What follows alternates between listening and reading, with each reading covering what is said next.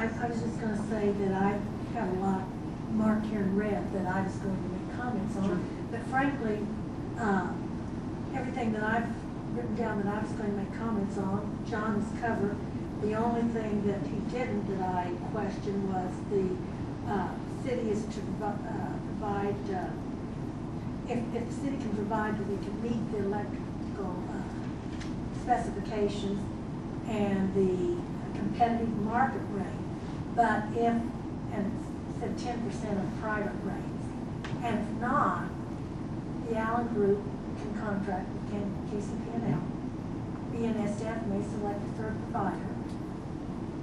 But if we have annexed that and we have taken electricity to them, and then someplace along the line we feel that we cannot afford to provide them the rates they want, and it's 10% of private rate, they can change. This agreement is similar to the same that we struck with the Wachowski Midwest Commerce Development with respect to electric. They negotiated separately with the utility and agreed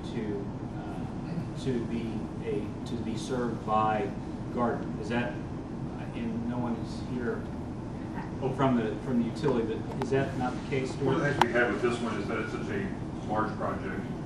The amount of electricity that will be used by that entire area out there equals the amount of electricity being used in Gardner. The private folks were wanting to make sure that we were able to provide energy. I don't mind that providing energy. If we can't provide it, that's fine. Right, but if the rate's not... Well, they wanted to also, with the rates is that one of the big things for them, again, is to make sure that the warehouses are competitive. KCP&L provides the electricity to the warehouses that are in and around Gardner. And they wanted to make sure that we were no more than 10% higher than KCP&L, so that stays competitive. What about other businesses in the same category? Are we going to go in the same deal? If they have that much electricity use, and size and some of the other benefits, certainly responsibility.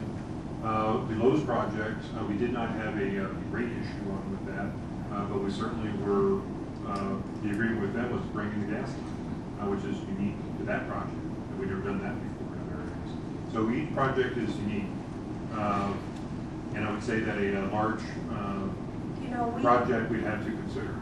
We had residential customers in here very upset because our rates were about 30% higher than KCP&L, and we just ignored that situation.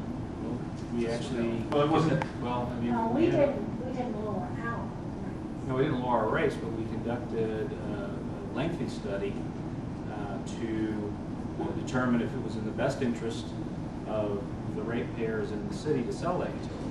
And we did, and the rates are going up.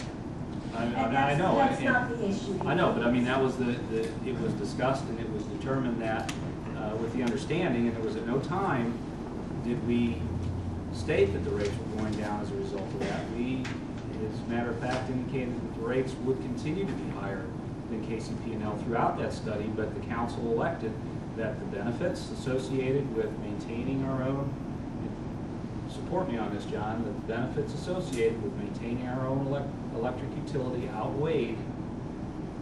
And I'm sure the council does. And the thought being, because Westar and KCP&L was either requested or received, and they're looking 17+%. At raising. We are. So I mean, there are advantages, and placing a load, a significant load on our utility would help us. It would help that utility in the ability to negotiate rates. Yeah, rates of wholesale. Yes. And I do not mean to bring up the residential rates because I don't think that has anything to do with this. But the fact is, we've discussed this 6 hours and 20 minutes, I think, for tonight. And we've discussed it two and a half hours here this evening with the input. And frankly, I'm not going to go through all this. I can there any other council comments?